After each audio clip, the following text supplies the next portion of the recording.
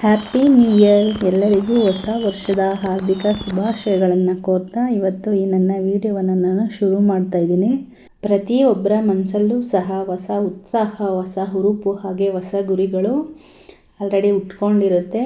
ಈ ಹಿಂದೆ 2025ರಲ್ಲಿ ಯಾವುದನ್ನೆಲ್ಲ ಸಾಧಿಸೋಕ್ಕಾಗಿಲ್ವೋ ನಿಮ್ಮೆಲ್ಲ ಗುರಿಗಳನ್ನು 2026ರಲ್ಲಾದ್ರೂ ಸಾಧಿಸ್ಕೊಳ್ಳೋದಕ್ಕೆ ಆ ದೇವರ ಆಶೀರ್ವಾದ ಇರಲಿ ಅಂತ ಹೇಳ್ತಾ ಇವತ್ತು ನನ್ನ ಒಂದು ವಿಡಿಯೋವನ್ನು ಶುರು ಮಾಡ್ತಾ ಇದ್ದೀನಿ. ನಾವಿಲ್ಲಿ ನೈಟು 2025 ಏನು ಮುಗೀತಾ ಬರ್ತಾ ಇದೆ. ಹಾಗಾಗಿ ಒಂದು ಸಣ್ಣದಾಗಿ ಮನೆಯಲ್ಲೇ ಕ್ಯಾಂಡಲ್ ಲೈಟ್ ಡಿನ್ನರನ್ನು ಮಾಡ್ಕೊಳ್ಳೋಣ ಅಂಥೇಳಿ ಎಲ್ಲರಿಗೂ ನೂಡಲ್ಸನ್ನು ಪ್ರಿಪೇರ್ ಮಾಡ್ತಾಯಿದ್ದೀನಿ. ಮಕ್ಕಳಿಗೆ ನೂಡಲ್ ತಿನ್ನಬೇಕಂತ ಆಸೆ ಇರೋದ್ರಿಂದ ನಾನು ನೂಡಲ್ಸನ್ನು ಇಲ್ಲಿ ಪ್ರಿಪೇರನ್ನು ಮಾಡ್ಕೊಳ್ತಾ ಇದ್ದೀನಿ. ಮೊದಲಿಗೆ ಇಲ್ಲಿ ನೀರು ಚೆನ್ನಾಗಿ ಕಾದಾದ ನಂತರ ನಾನು ನೂಡಲ್ಸನ್ನು ಹಾಕ್ಬಿಟ್ಟು ಸ್ವಲ್ಪ ಬೇಯಿಸ್ಕೊಳ್ತಾ ಇದ್ದೀನಿ.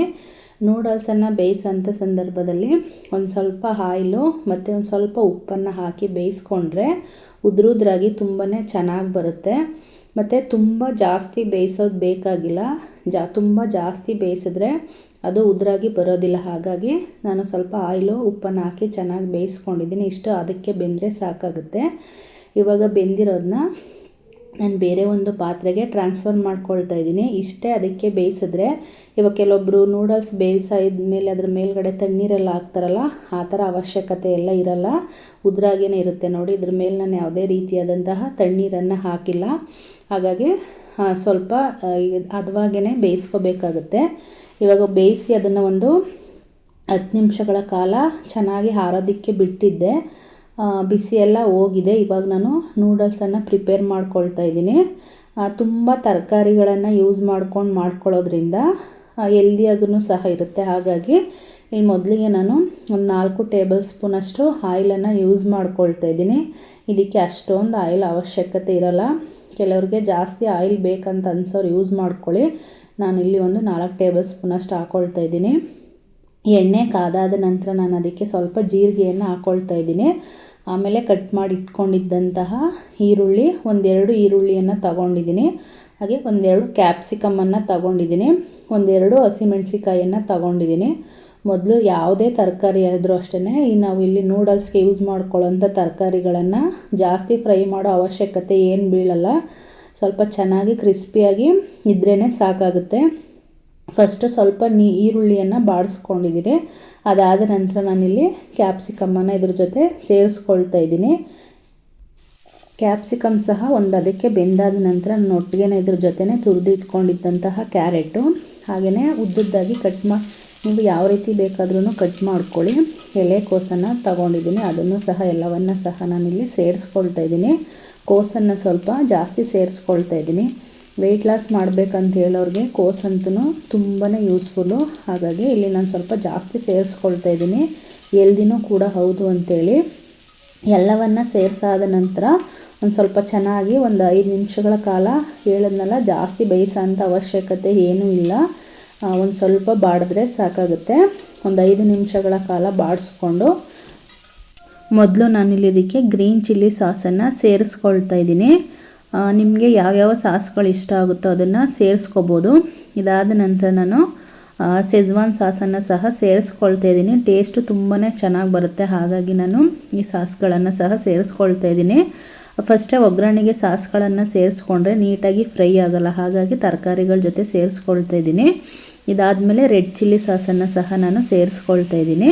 ಇದಿಷ್ಟನ್ನು ಮೊದಲು ಎಲ್ಲವೂ ನೀಟಾಗಿ ಸಾಸ್ ಎಲ್ಲ ಕಡೆ ಸ್ಪ್ರೆಡ್ ಆಗೋ ಥರ ನೀಟಾಗಿ ಹುರ್ಕೊಳ್ತೀನಿ. ಎಲ್ಲವನ್ನು ಚೆನ್ನಾಗಿ ಹುರಿದಾದ ನಂತರ ರುಚಿಗೆ ತಕ್ಕಷ್ಟು ಉಪ್ಪನ್ನು ಸಹ ನಾನಿಲ್ಲಿ ಸೇರಿಸ್ಕೊಳ್ತಾ ಇದ್ದೀನಿ. ಆಲ್ರೆಡಿ ನಾವು ನೂಡಲ್ಸ್ಗೆ ಉಪ್ಪು ಹಾಕಿ ಬೇಯಿಸ್ಕೊಂಡಿರೋದ್ರಿಂದ ಇಲ್ಲಿ ತರಕಾರಿಗೆ ಎಷ್ಟು ಉಪ್ಪು ಬೇಕಾಗುತ್ತೋ ಅಷ್ಟು ಮಾತ್ರನೇ ಸೇರಿಸ್ಕೋಬೇಕಾಗುತ್ತೆ. ಬೇಕಂದರೆ ಆಮೇಲೆ ಸೇರಿಸ್ಕೋಬೋದು. ಹಾಗೆ ಖಾರಕ್ಕೆ ಹಸಿಮೆಣಸಿನ್ಕಾಯಿಯನ್ನು ಸಹ ಸೇರಿಸ್ಕೊಂಡಿದ್ದೀನಿ. ಹಾಗೆ ಸ್ವಲ್ಪ ಮೆಣಸಿನ ಪೌಡರ್ನು ಸಹ ನಾನಿಲ್ಲಿ ಸೇರಿಸ್ಕೊಳ್ತಾ ಇದ್ದೀನಿ. ಟೇಸ್ಟು ತುಂಬಾ ಚೆನ್ನಾಗಿರುತ್ತೆ. ಹಾಗಾಗಿ ನಾನು ಸ್ವಲ್ಪ ಮೆಣಸಿನ ಪೌಡರ್ನು ಸಹ ಇದ್ರ ಜೊತೆ ಸೇರಿಸ್ಕೊಳ್ತೀನಿ. ಸಾಸ್ಗಳೆಲ್ಲ ಚೆನ್ನಾಗಿ ಸ್ಪ್ರೆಡ್ ಆದ ನಂತರ ನಾನು ರೆಡಿ ಮಾಡಿ ಇಟ್ಕೊಂಡಿದ್ದಂಥ ನೂಡಲ್ಸನ್ನು ಸೇರಿಸ್ಕೊಳ್ತಾ ಇದ್ದೀನಿ. ನೂಡಲ್ಸನ್ನು ಸೇರಿಸುವಂಥ ಸಂದರ್ಭದಲ್ಲಿ ಒಟ್ಟಿಗೆ ಹೇಗಿರುತ್ತೋ ಹಾಗೇ ತೆಗೆದು ಹಾಕೋದು ಬೇಡ. ಸ್ವಲ್ಪನೇ ಉದುರು ಮಾಡಿ ಹಾಕಬೇಕಾಗುತ್ತೆ. ಬಿಡಿಸಿ ಇಲ್ಲಾಂದರೆ ನೀವು ಒಟ್ಟಿಗೆ ಅದರಲ್ಲಿ ಹೇಗಿದೆ ಪಾತ್ರೆಯಲ್ಲಿ ಅದೇ ಥರ ಡೈರೆಕ್ಟಾಗಿ ಹಾಕ್ಬಿಟ್ರೆ ಮಿಕ್ಸ್ ಮಾಡೋ ಅಂಥ ಸಂದರ್ಭದಲ್ಲಿ ಎಲ್ಲ ತುಂಬ ಸ್ಮೂತ್ ಅಂತ ಆಗಿಬಿಡುತ್ತೆ, ತುಂಬ ಅಂಟ್ಕೊಂಡಂಗೆ ಆಗಿಬಿಡುತ್ತೆ. ಹಾಗಾಗಿ ಒಗ್ಗರಣೆಗೆ ಸೇರಿಸುವಂಥ ಸಂದರ್ಭದಲ್ಲೇ ಸ್ವಲ್ಪ ಅದನ್ನು ಸಪ್ರೇಟಾಗಿ ಉದ್ರಾಗಿ ರೆಡಿ ಮಾಡಿ ಹಾಕ್ಕೊಂಡ್ರೆ ಲಾಸ್ಟಲ್ಲೂ ಸಹ ನಮಗೆ ಉದ್ರಾಗೇ ಸಿಗುತ್ತೆ. ಹಾಗಾಗಿ ಉದ್ರಾಗೆ ಹಾಕ್ಕೊಳ್ಳಿ, ಒಟ್ಟಿಗೆ ಹಾಕಬೇಡಿ.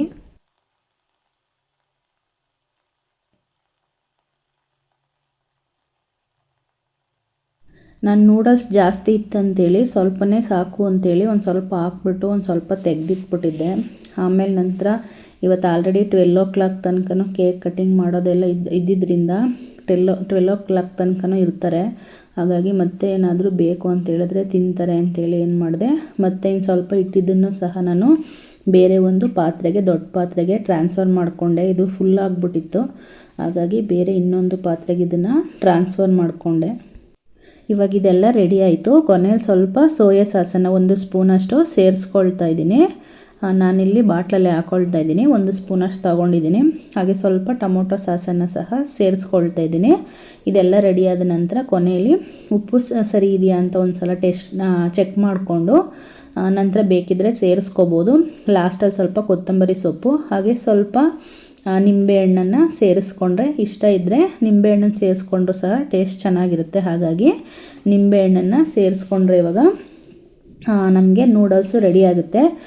ಹೊರಗಡೆ ತಿನ್ನೋದಕ್ಕಿಂತ ಯಾವ್ಯಾವ ಆಯಿಲ್ಗಳು ಯೂಸ್ ಮಾಡಿರ್ತಾರೋ ಅಂತ ಗೊತ್ತಿರಲ್ಲ. ಹಾಗಾಗಿ ಯಾವಾಗಲಾದರೂ ಬೇಕು ಅಂತ ಹೇಳಿದ್ರೆ ಈ ರೀತಿಯಾಗಿ ಮನೆಯಲ್ಲೂ ಸಹ ಟ್ರೈ ಮಾಡ್ಬೋದು. ಎಲ್ಲರೂ ಸಹ ಇಷ್ಟಪಟ್ಟು ತಿಂತಾರೆ. ಇವಾಗ ಇದನ್ನೆಲ್ಲ ಪ್ರಿಪೇರ್ ಮಾಡಾದ ನಂತರ ನಾನು ಕ್ಯಾಂಡಲ್ ಲೈಟ್ ಡಿನ್ನರ್ಗೆ ಅಂತೇಳಿನೂ ಸಹ ಸ್ವಲ್ಪ ಅರೇಂಜ್ಮೆಂಟ್ ಮಾಡ್ಕೊಳ್ಳೋದಿತ್ತು, ಅದನ್ನು ಸಹ ಮಾಡ್ಕೊಳ್ತಾ ಇದ್ದೆ. ಈ ರೀತಿಯಾಗಿ ನಾನು ನಮ್ಮ ಹತ್ರ ಏನಿತ್ತು, ಇವಾಗ ಹಿಂದಿನ ಕಾಲದಲ್ಲೆಲ್ಲ ಕರೆಂಟ್ ಏನಾದರೂ ಹೋದಂಥ ಸಂದರ್ಭದಲ್ಲಿ ಈ ದೀಪಗಳನ್ನ ಇಟ್ಕೊಂಡು ಊಟವನ್ನು ತಿಂತಿದ್ವಿ. ಅದು ಇತ್ತೀಚೆಗೆ ಇವಾಗ ಕ್ಯಾಂಡಲ್ ಲೈಟ್ ಡಿನ್ನರ್ ಅಂತ ಏನೋ ಒಂದು ಹೊಸ ಮೈಂಡ್ಸೆಟ್ ಬಂದ್ಬಿಟ್ಟಿದೆ ಅಷ್ಟೇ. ನಾವು ಈ ರೀತಿಯಾಗಿ ಪ್ರಿಪೇರ್ ಮಾಡ್ಕೊಂಡಿದ್ವಿ. ಸ್ಟ್ರಾಬೆರಿ ಜ್ಯೂಸನ್ನು ಸಹ ಇಟ್ಕೊಂಡಿದ್ವಿ. ಹಳೆಯದೆಲ್ಲ ಸ್ವಲ್ಪ ಈ ವರ್ಷದ ಹಳೆಯದೆಲ್ಲ ಯಾವ್ಯಾವ ರೀತಿ ಇತ್ತು, ಹೇಗೋ ವರ್ಷ ಮುಗೀತಾ ಇದೆ, ಮುಗಿಯೋಂಥ ಎಂಡಿಂಗು ಸ್ವಲ್ಪ ನೆಕ್ಸ್ಟ್ ವರ್ಷ ಶುರು ಆಗ್ತಾಯಿದೆ. ಸ್ವಲ್ಪ ಹೊಸತನ ತರಲಿ ಅಂತೇಳಿ ಎಲ್ಲರೂ ಸಹ ಈ ರೀತಿಯಾಗಿ ಕುತ್ಕೊಂಡು ಅರೇಂಜ್ ಮಾಡ್ಕೊಂಡು, ಮತ್ತು ಈ ರೀತಿಯಾಗೆಲ್ಲ ಮಕ್ಳಿಗೂ ಸ್ವಲ್ಪ ಇಷ್ಟಪಡ್ತಾರೆ ಈ TV ನೋಡಿಕೊಂಡು.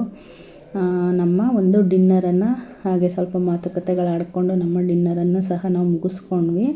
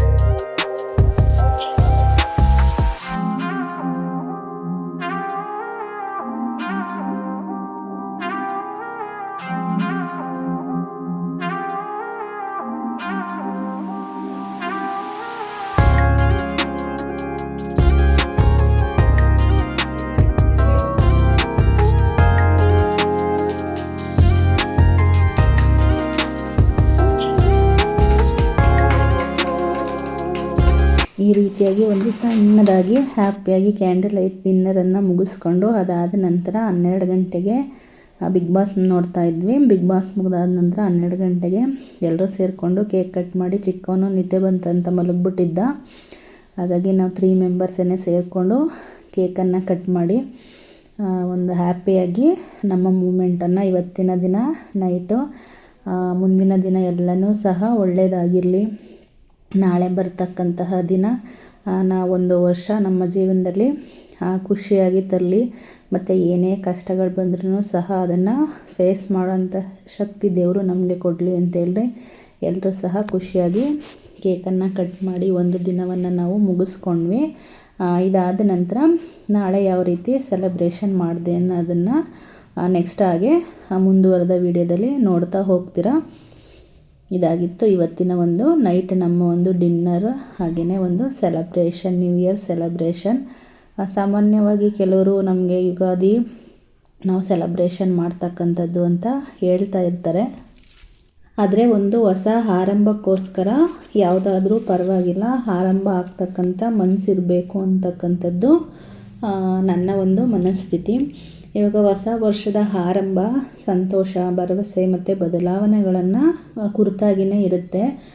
ಏನೋ ಒಂದು ರೀತಿ ಈಗ ಸಾಮಾನ್ಯವಾಗಿ ಹೊಸ ವರ್ಷ ಅಂತ ಹೇಳಿದ್ರೆ ಏನು ಮಾಡ್ತಾರೆ, ಮನೆಗಳನ್ನು ಕೆಲವರು ಅಲಂಕಾರ ಮಾಡ್ತಕ್ಕಂಥದ್ದು, ಅಥವಾ ಹೊಸ ರೆಸಲ್ಯೂಷನ್ಸ್ಗಳನ್ನು ಇಟ್ಕೊಳ್ತಕ್ಕಂಥದ್ದು, ಅಥವಾ ಸ್ನೇಹಿತರು ಮತ್ತು ಕುಟುಂಬದೊಂದಿಗೆ ಎಲ್ಲಾದರೂ ಔಟಿಂಗ್ ಹೋಗಿ ಸಂಭ್ರಮವನ್ನು ಮಾಡ್ತಕ್ಕಂಥದ್ದು.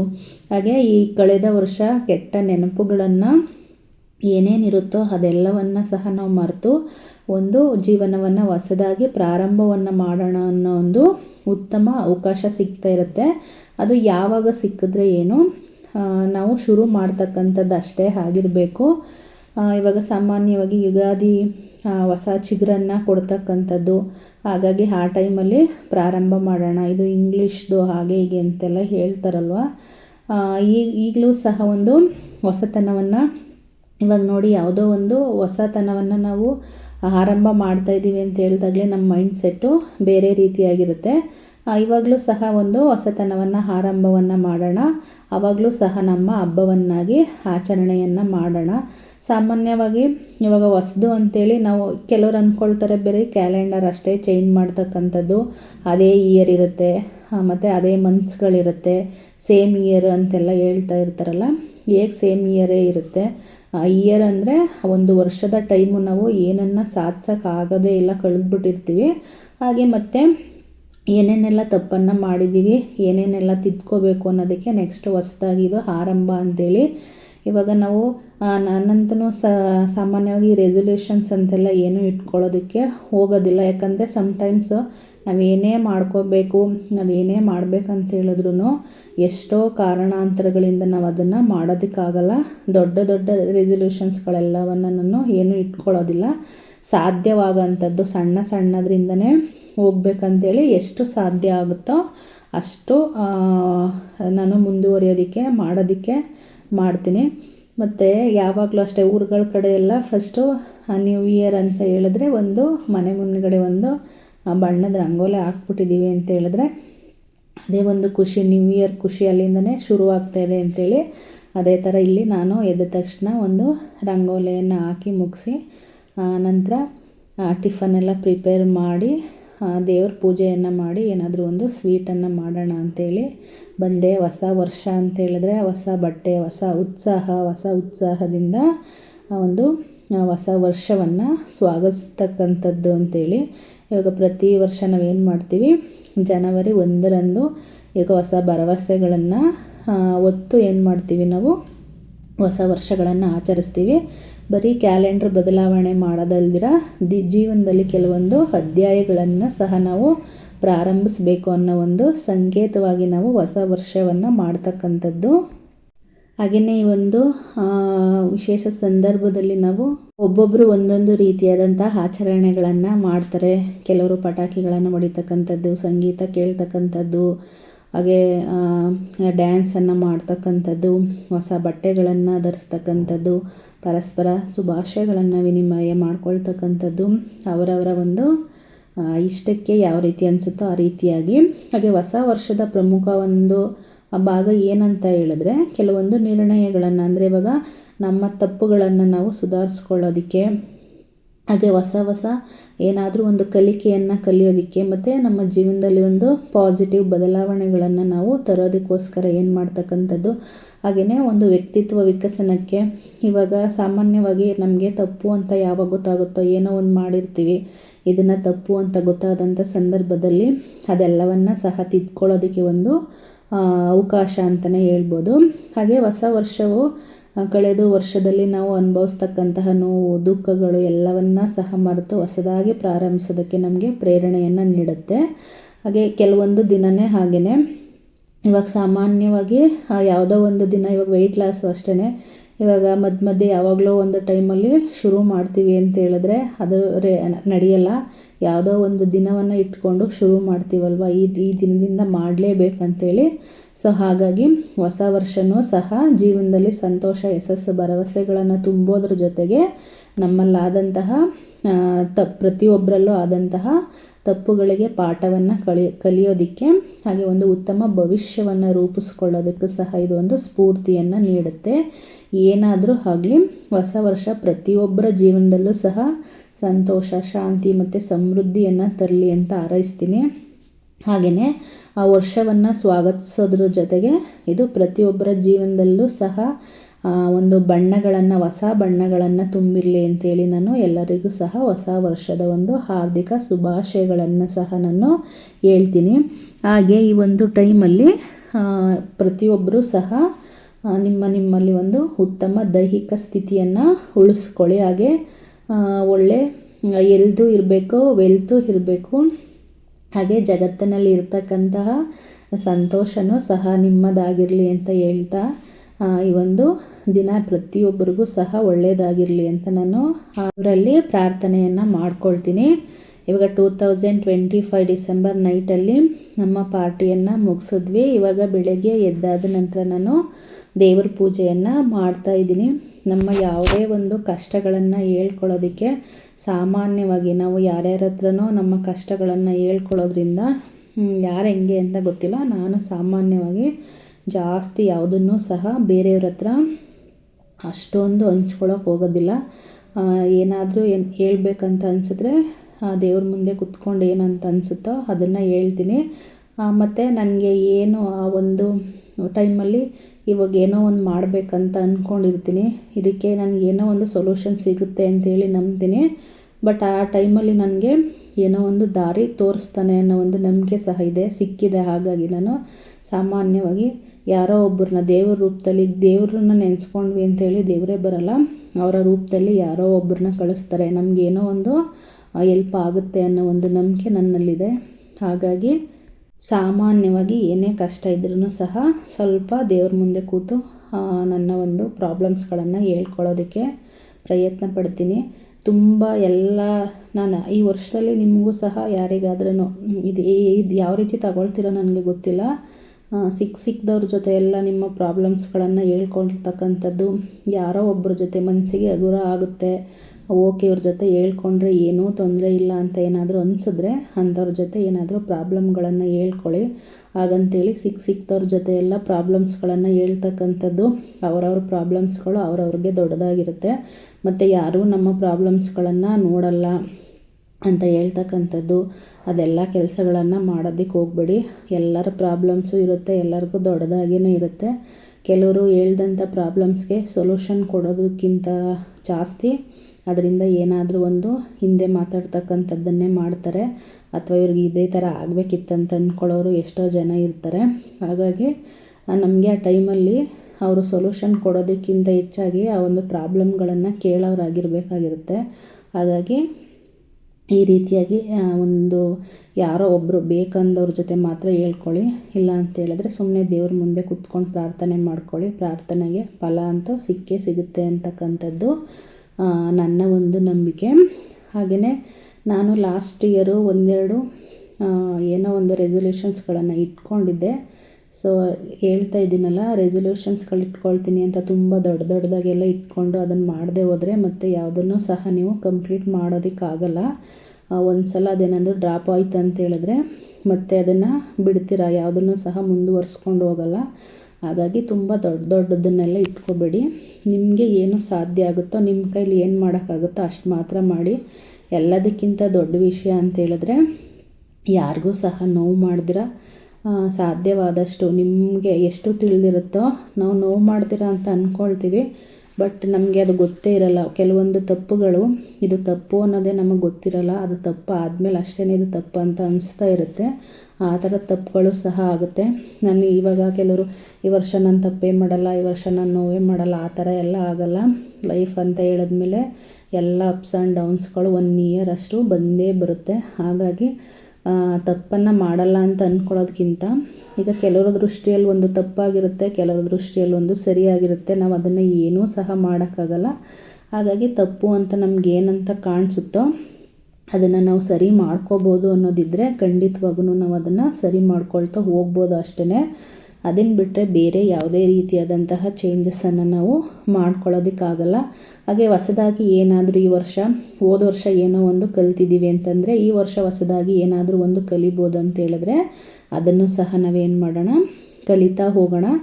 ನಾನು ಆ ಥರ ಅಂದ್ಕೊಂಡಿದ್ದೀನಿ ಅಷ್ಟೇ. ಈ ವರ್ಷನೂ ಅಷ್ಟೇ 1-2 ರೆಸಲ್ಯೂಷನ್ಸ್ಗಳನ್ನು ಇಟ್ಕೊಂಡಿದ್ದೀನಿ. ಬಟ್ ಅದು ಕಂಪ್ಲೀಟ್ ಆಗೋದಕ್ಕೆ ಮೊದಲೇ ಹೇಳ್ಬಾರ್ದು ಅಂಥೇಳಿ ನಾನಿಲ್ಲಿ ಹೇಳ್ತಾ ಇಲ್ಲ. ಕಂಪ್ಲೀಟ್ ಆದಮೇಲೆ ಹೇಳಿದ್ರೆ ಅದು ಚೆನ್ನಾಗಿರುತ್ತೆ ಅಂಥೇಳಿ. ಸಾಧನೆ ಮಾಡ್ತಕ್ಕಂಥದ್ದು ಯಾವಾಗಲೂ ಗುಪ್ತವಾಗಿಯೇ ಮಾಡಿ, ಸಂಭ್ರಮ ಮಾಡ್ತಕ್ಕಂಥದ್ದು, ಖುಷಿಯನ್ನು ಹಂಚ್ಕೊಳ್ತಕ್ಕಂಥದ್ದು ಎಲ್ಲರ ಮುಂದೆ ಹಂಚ್ಕೊಳ್ಳಿ ಅಂತ ಹೇಳ್ತಾರಲ್ಲ. ಅದಕ್ಕೋಸ್ಕರ ನೀವೇನಾದರೂ ಸಾಧನೆ ಮಾಡಬೇಕಂತ ಇದ್ದರೆ, ಏನಾದರೂ ಸಾಧಿಸ್ಬೇಕಂತಿದ್ರೆ ಆದಷ್ಟು ಯಾರಿಗೂ ಹೇಳ್ದಿರನೇ ಸಾಧನೆಯನ್ನು ಮಾಡಿ. ಅದರ ಸಂಭ್ರಮವನ್ನು ಬೇಕಂದರೆ ಎಲ್ಲರನ್ನ ಸೇರಿಸ್ಕೊಂಡು ಮಾಡುವಂಥದ್ದು ಇದ್ದೇ ಇರುತ್ತೆ. ಆಲ್ರೆಡಿ ಇಷ್ಟು ವರ್ಷಗಳನ್ನು ಹಾಳು ಮಾಡ್ಕೊಳ್ತಾನೆ ಬಂದಿರ್ತೀರ. ಒಂದು ಹೊಸ ವರ್ಷದ ಹೊಸ ಚೈತನ್ಯ ಸಿಕ್ಕೇ ಸಿಗುತ್ತೆ. ಹಾಗಾಗಿ ಏನಾದರೂ ಸಾಧಿಸಬೇಕು, ಏನಾದರೂ ಮಾಡಬೇಕು ಅನ್ನೋದು ಏನಾದರೂ ಮನಸ್ಥಿತಿ ಇದ್ದರೆ ಖಂಡಿತವಾಗೂ ಒಂದು ಸಣ್ಣ ಹೆಜ್ಜೆನಾದ್ರೂ ಅದರ ಹತ್ರ ಇಡ್ತಾ ಹೋದರೆ, ದೊಡ್ಡದಾಗಿ ಸಾಧನೆಯನ್ನು ಮಾಡ್ಕೊಳಕ್ಕಾಗಿಲ್ಲ ಅಂತೇಳಿದ್ರೆ ಸಣ್ಣ ಸಣ್ಣ ಹೆಜ್ಜೆನಾದರೂ ವರ್ಷಕ್ಕೆ ಒಂದೊಂದಾದ್ರೂ ಸರಿ ಮಾಡ್ಕೊಳ್ತಾ ಹೋದರೆ ನಿಮ್ಗೇನು ಅನಿಸುತ್ತೋ ಆ ರೀತಿಯಾಗಿ ಯಾವುದಾದ್ರೂ ಹೊಸ ಚೇಂಜಸ್, ಈ ವರ್ಷ ಏನೋ ಒಂದು ಚೇಂಜಸನ್ನು, ಇಷ್ಟು ವರ್ಷ ಈ ಚೇಂಜಸನ್ನು ಮಾಡ್ಕೊಂಡಿಲ್ಲ, ಬಟ್ ಈ ವರ್ಷ ಈ ಚೇಂಜಸನ್ನು ಮಾಡ್ಕೊಳ್ಳೋಣ ಅನ್ನೋ ಒಂದು ಮನಸ್ಥಿತಿ ಇದ್ದರೆ ಆ ವರ್ಷ ಅದನ್ನು ಸಹ ಚೇಂಜಸನ್ನು ಮಾಡ್ಕೋಬೋದು. ಏನಾದರೂ ಒಂದು ಸಾಧನೆಯನ್ನು ಮಾಡಿಲ್ಲ ಈ ವರ್ಷ, ಇದನ್ನು ನಾನು ಸಾಧನೆ ಮಾಡಬೇಕಂತಂದರೆ ಹೇಳಿದ್ನಲ್ಲ, ದೊಡ್ಡದಾಗಿ ಯಾವುದನ್ನು ಅಂದ್ಕೊಳ್ಳೋದು ಬೇಡ. ಸಣ್ಣದು ಕೂಡ ಸಾಧನೆನೇ.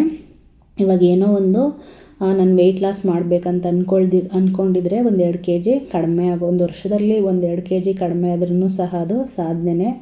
ಹಾಗೆಯೇ ಏನೋ ಒಂದು ಕಲಿಬೇಕು, ಒಂದು ವೆಹಿಕಲ್ ಡ್ರೈವಿಂಗ್ ಕಲಿಬೇಕಂತ ಅಂದ್ಕೊಂಡಿರ್ತೀರ, ಅಥವಾ ಒಂದು ವೆಹಿಕಲ್ ತಗೋಬೇಕಂತ ಅಂದ್ಕೊಂಡಿರ್ತೀರ, ಸಾಧ್ಯ ಆಗಿರಲ್ಲ. ಎಷ್ಟೋ ಒಂದು ಲಾಸ್ಟ್ ಇಯರ್ ನಿಮಗೆ ಅದನ್ನು ಮುಗಿಸ್ಕೊಳ್ಳೋಕ್ಕೆ ಸಾಧ್ಯನೇ ಆಗಿರಲ್ಲ. ಹಾಗಾಗಿ ಈ ವರ್ಷದ್ದು ನಿಮಗೆ ಒಂದು ಹೊಸ ಅವಕಾಶ ಸಿಗ್ತಾ ಇರುತ್ತೆ. ಹಾಗಾಗಿ ಅದನ್ನು ಬಳಸ್ಕೊಳ್ತಾ ಹೋಗಿ. ಸಾಧ್ಯ ಆದಷ್ಟು ಮೇಯ್ನಾಗಿ ನಾವು ಸಾಧನೆ ಮಾಡಬೇಕಾಗಿರೋದು ನಮ್ಮ ಕೈಲಿ ಆಯ್ತು ಅಂತ ಹೇಳಿದ್ರೆ ಯಾರಿಗಾದರೂ ಒಂಚೂರು ಉಪಕಾರವನ್ನು ಮಾಡ್ತಕ್ಕಂಥದ್ದು. ಅದನ್ನು ಬಿಟ್ಟು ಬೇರೆ ಎಲ್ಲ ಮಾತುಗಳೆಲ್ಲ ಬೇಡ ಅಂತ ಅಂದ್ಕೊಳ್ತೀನಿ. ಬೇರೆ ನನ್ನ ಪ್ರಕಾರ ಹೇಳೋದಾದರೆ ಸಾಧನೆ ಅಂತ ಹೇಳಿದ್ರೆ ಸಾಮಾನ್ಯವಾಗಿ ಯಾರ ಬಗ್ಗೆನೂ ಏನೂ ಮಾತಾಡದೆ ನಮ್ಮ ಪಾಡಿಗೆ ನಮ್ಮದೇನಿರುತ್ತೋ ಅದನ್ನು ನೋಡ್ಕೊಳ್ತಾ ಹೋಗ್ತಾ ಇರೋದಷ್ಟೇ. ಮತ್ತು ತುಂಬ ಯಾರ ಜೊತೆನೂ ಅಟ್ಯಾಚ್ಮೆಂಟ್ ಆಗ್ತಕ್ಕಂಥದ್ದು ಬೇಡ. ಅಟ್ಯಾಚ್ಮೆಂಟ್ ಆದರೆ ಮತ್ತೆ ಅದನ್ನು ಬಿಡಬೇಕಂತ ಹೇಳಿದ್ರೆ ಮತ್ತು ಅದೊಂದಷ್ಟು ದಿನ ಅದೊಂದು ಬೇಜಾರಲ್ಲಿ ಕಳೀತಾ ಹೋಗ್ತಾ ಇರುತ್ತೆ. ಯಾರಿಗೆಲ್ಲ ಎಷ್ಟು ಟೈಮ್ ಕೊಡಬೇಕು, ಯಾರಿಗೆಲ್ಲ ಯಾವ ಥರ ಟೈಮ್ ಕೊಡಬೇಕು ಅದನ್ನು ನಿಮ್ಮ ರೊಟೀನ್ಗಳನ್ನು ಫಿಕ್ಸ್ ಮಾಡ್ಕೊಳ್ಳಿ. ಸುಮ್ಮನೆ ಎಲ್ಲರಿಗೂ ಖಾಲಿಯಾಗಿದ್ದೀವಿ ಅಂತ ತೋರಿಸ್ಕೊಳ್ಳೋದಕ್ಕೆ ಹೋಗಬೇಡಿ. ಖಾಲಿಯಾಗಿದ್ದೀವಿ ಅಂತ ತೋರಿಸ್ಕೊಂಡ್ರೆ ಯಾವ ಟೈಮಲ್ಲಿ ಯೂಸ್ ಆಗಬೇಕೋ ಆ ಟೈಮಲ್ಲಿ ಯೂಸ್ ಆಗ್ತಾ ಇರ್ತೀವಿ ಅಷ್ಟೇ. ಮತ್ತು ಟೈಮಲ್ಲಿ ಅವ್ರಿಗೆ ನಮ್ಮ ಒಂದು ಅವಶ್ಯಕತೆ ಇಲ್ಲ ಅಂತ ಗೊತ್ತಾದಾಗ ಅದನ್ನು ಸಹ ಬೇಜಾರಾಗ್ತಾ ಇರುತ್ತೆ. ಹಾಗಾಗಿ ನೀವು ಯಾರು ಒಂಟಿಯಾಗಿ ನಿಮ್ಮ ಪಾಡಿಗೆ ನೀವು ಇದ್ದು ನಿಮ್ಮ ಕೆಲಸಗಳನ್ನು ಮಾಡ್ಕೊಳ್ತಿರೋ ಅವರಷ್ಟೇ ಸಾಧನೆಗಳನ್ನು ಮಾಡೋದಕ್ಕೆ ಸಾಧ್ಯ ಆಗುತ್ತೆ. ಹಾಗಾಗಿ ನೀವೇನು ಸಾಧನೆ ಮಾಡಬೇಕು ಅನ್ನೋದ್ರ ಬಗ್ಗೆ ಅಷ್ಟೇ ನೀವು ನಿಮ್ಮ ಗಮನವನ್ನು ಕೊಡಬೇಕಾಗುತ್ತೆ ಅಷ್ಟೇ. ಇವಾಗ ಹೇಳ್ತಾರಲ್ವ, ಯಾರಿಗಾದ್ರೂ ನಾವು ಯೂಸ್ ಆಗಬೇಕಂದ್ರೆ ಉಪ್ಪಿನ ಥರ ಯೂಸ್ ಆಗಬೇಕಂತೇಳಿ. ಅಂದರೆ ಇಲ್ದಿರೋ ಅಡುಗೆನೂ ಆಗಬಾರ್ದು, ಟೇಸ್ಟು ಇರಲ್ಲ, ಹಾಗೆಯೇ ಜಾಸ್ತಿನೂ ಸಹ ಯೂಸ್ ಮಾಡ್ಕೋಬಾರ್ದು ಅಂಥೇಳಿ. ಹಾಗೆ ಎಷ್ಟು ಅವಶ್ಯಕತೆ ಇದೆಯೋ ಅಷ್ಟಕ್ಕೆ ಎಲ್ಪ್ ಮಾಡಿದ್ರೆ ಸಾಕಿರುತ್ತೆ. ತುಂಬ ಎಲ್ಲವನ್ನು ಮೈ ಮೇಲೆ ಹಾಕ್ಕೊಳ್ತಕ್ಕಂಥದ್ದು ಬೇಡ. ಮತ್ತು ನಿಮಗೇನಾದರೂ ತಪ್ಪು ಅಂತ ಅನಿಸಿದ್ರೆ ಅದಷ್ಟನ್ನು ಸರಿ ಮಾಡ್ಕೊಳ್ತಾ ಹೋಗಿ. ಪ್ರತಿಯೊಬ್ಬರು ಹೇಳಿದ್ದೆಲ್ಲವನ್ನು ನಾವು ಸರಿ ಮಾಡ್ಕೊಳಕ್ಕಾಗೋದಿಲ್ಲ. ಯಾಕಂದರೆ ಒಬ್ಬರ ದೃಷ್ಟಿಯಲ್ಲಿ ಒಂದು ಸರಿ ಇರುತ್ತೆ, ಒಬ್ಬರ ದೃಷ್ಟಿಯಲ್ಲಿ ಒಂದು ತಪ್ಪಿರುತ್ತೆ. ನಿಮ್ಮ ದೃಷ್ಟಿಯಲ್ಲೇ ನಿಮಗೆ ತಪ್ಪು ಅಂತ ಅನಿಸೋದನ್ನು ಕೈ ಬಿಡ್ತಾ ಹೋಗಿ, ಎಲ್ಲವನ್ನು ಸರಿ ಮಾಡ್ಕೊಳ್ತಾ ಹೋಗಿ. ನಾನು ಅಷ್ಟೇ ಈ ವರ್ಷದ ಮೊದಲನೇ ದಿನ ಸ್ವೀಟ್ ಆಗಿರಲಿ ಅಂತೇಳಿ ಒಂದು ಸ್ವೀಟನ್ನು ಮಾಡಿಕೊಂಡು ದೇವರಿಗೆ ನೈವೇದ್ಯವನ್ನು ಮಾಡಿ, ಅದಾದ ನಂತರ ಟೆಂಪಲ್ಗೂ ಸಹ ಹೋಗಿದ್ದು ಬಂದು. ಕಳೆದ ವರ್ಷ ಹೇಗೆಲ್ಲ ಕಳೀತು ಅಂತ ನನಗೆ ಗೊತ್ತಿಲ್ಲ. ಈ ವರ್ಷವೂ ಸಹ ನಾನೇನು ಅಂದ್ಕೊಂಡಿದ್ದೀನೋ ಅದರ ಒಂದು ಬಗ್ಗೆ ಏನಾದರೂ ಮುಂದುವರಿಯೋದಕ್ಕೆ ನನಗೆ ಎಲ್ಪ್ ಆಗಲಿ ಅಂತೇಳಿ ದೇವ್ರ ಹತ್ರ ಕೇಳಿಕೊಂಡು ಮನೆಗೆ ಬಂದ್ವಿ. ಇದಾಗಿತ್ತು ಇವತ್ತಿನ ನನ್ನ ಒಂದು ದಿನ. ಎಲ್ಲರೂ ಸಹ ಹೊಸ ವರ್ಷದ ಚೈತನ್ಯದಲ್ಲಿ ನಿಮ್ಮ ಒಂದು ಹೊಸ ವರ್ಷವನ್ನು ಆಚರಣೆ ಮಾಡ್ತಾ ಇದ್ದೀರಾ ಅಂತ ಗೊತ್ತು. ಎಲ್ಲರಿಗೂ ಸಹ ಈ ವರ್ಷ ಕಷ್ಟ ಸುಖ ಅಂತೂ ಇದ್ದೇ ಇರುತ್ತೆ. ಬಟ್ ಎಲ್ಲರ ಬಾಳಲ್ಲೂ ಸಹ ಒಂದು ಒಳ್ಳೆಯ ದಿನಗಳು ಬರಲಿ. ಏನು ಅಂದ್ಕೊಂಡಿದ್ದಾರೋ ಕಷ್ಟಪಟ್ಟಾದ್ರೂ ಸಹ ಬೇಗ ಸಿಕ್ಕಿದ್ದು ಯಾವುದು ಉಳಿಯಲ್ಲ ಅಂತ ಹೇಳ್ತಾರಲ್ಲ, ಕಷ್ಟಪಟ್ಟು ಎಲ್ಲರಿಗೂ ಸಹ ಏನು ಕಷ್ಟಪಟ್ಟಿರ್ತೀರೋ ಅದು ನಿಮಗೆ ದೊರೀಲಿ ಅಂತ ಹೇಳ್ತಾ ಇವತ್ತಿನ ಈ ಒಂದು ವಿಡಿಯೋವನ್ನು ನಾನು ಮುಗಿಸ್ತಾ ಇದ್ದೀನಿ. ಯಾರಿಗೆಲ್ಲ ಇಷ್ಟ ಆಯಿತು ದಯವಿಟ್ಟು ಲೈಕ್ ಮಾಡಿ, ಸಬ್ಸ್ಕ್ರೈಬ್ ಮಾಡಿ, ಹಾಗೆ ಸಪೋರ್ಟ್ ಮಾಡಿ ಅಂತ ಕೇಳ್ಕೊಳ್ತಾ ಇದ್ದೀನಿ. ಎಲ್ಲರೂ ಹ್ಯಾಪಿಯಾಗಿರಿ. ಒನ್ಸ್ ಅಗೇನ್ ಎಲ್ಲರಿಗೂ ಹೊಸ ವರ್ಷದ ಹಾರ್ದಿಕ ಶುಭಾಶಯಗಳು.